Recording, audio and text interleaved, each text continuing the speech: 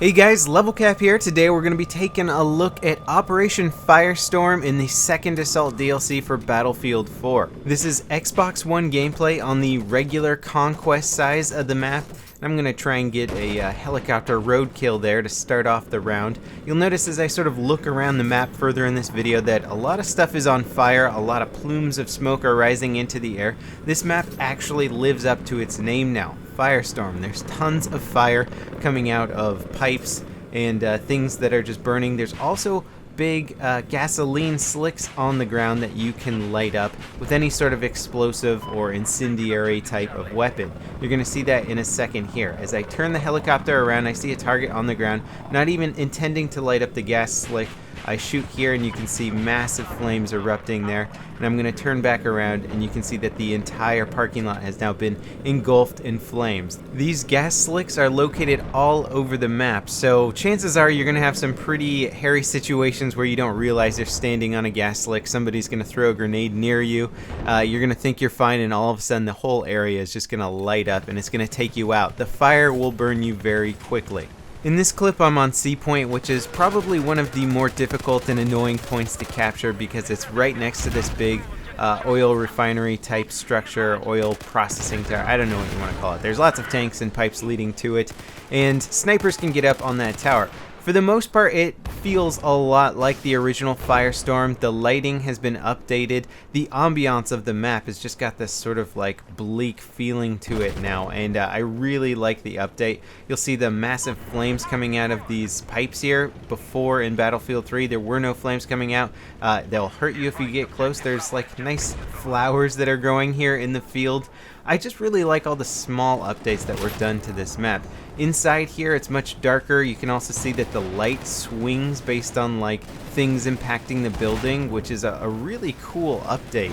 And although Battlefield 3 offered us a lot of explosions and cool visuals like that, we didn't have a lot of burning effects and fire effects. Firestorm is really just taking advantage of the new Frostbite engine, and you'll see I'm going to look up at this pipe here, and this gas leak just looks amazing. If you walk under it, it's also going to hurt you. It will hurt you if you're driving by in an open vehicle like a Jeep as well. And I got kind of addicted to hunting out and finding all these little fire leaks on the map because I just thought they looked so cool. The engine just takes such good advantage of the new fire effects, and I'm really glad the devs just kind of, they even went a little overboard with how much fire there is on this map, but it's just really fun to see. And you can see how the ground in a lot of areas has got this sort of wet feeling to it. It makes me feel uncomfortable because I'm not sure which are gas slicks and which might just be some leftover rain or something like that. This is Capture Point D on Conquest Lodge, a really valuable capture point. For the most part, the layouts of all these points look unchanged, but it's the small changes again on these new DLC maps for Second Assault that really make the big difference. You're going to see some cool windows on top of a building later that actually change up tactics in fighting around B Point much more than they were initially.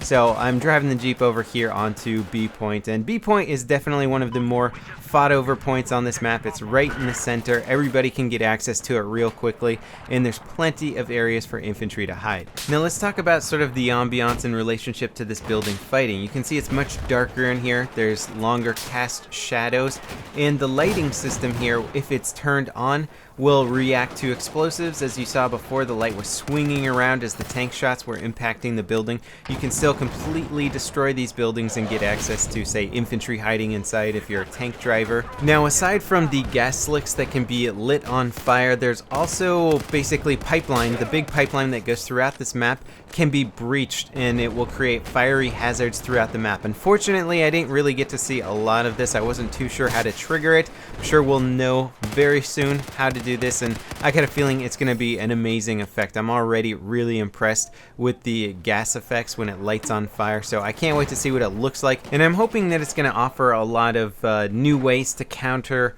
vehicles in this map. Now, the rooftops have often been a really good place to try and engage armor on the ground. They usually can't aim aim their turrets up high enough to deal with infantry up here. So they've been working out really well, and as you can see, we now have some windows in the center of the rooftops there, which you can swipe out with your knife or shoot out and drop down in the center of the building. Just adds a cool way to try and ambush people inside the building, and it really just gives infantry an extra way to try and move around the map and stay hidden from the vehicle, since it is such a vehicle intensive map.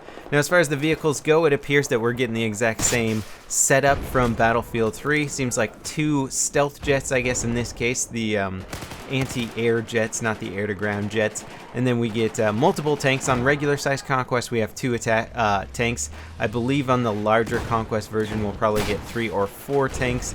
We're gonna have an AA tank, just tons and tons of vehicles in this map, and it's gonna be really cool to see some of these desert tank battles with all the flames in the background. I think it's gonna create a really cinematic experience. And honestly, at first I was a little confused as to why they were bringing Firestorm back. I don't think it's a bad map, but I thought there were some other maps that I would have much rather seen than this. But I was thinking back to it, and I have had some of my best helicopter times on this map. I've had some great tanking times, and I've even had some really fun moments while moving around the map as a elite squad of engineers, ambushing tanks, taking out helicopters with javelins and that sort of thing. So I've actually had some really good experiences on Firestorm, and I'm really looking forward to seeing what the new Firestorm brings with all of those gas slicks. I cannot wait to ambush people and booby trap people with those. So I would love to hear in the comments what your impressions of this map are so far. Is it same as mine, where you were a little skeptical of Firestorm, and now that you've seen it, you're excited to play the map?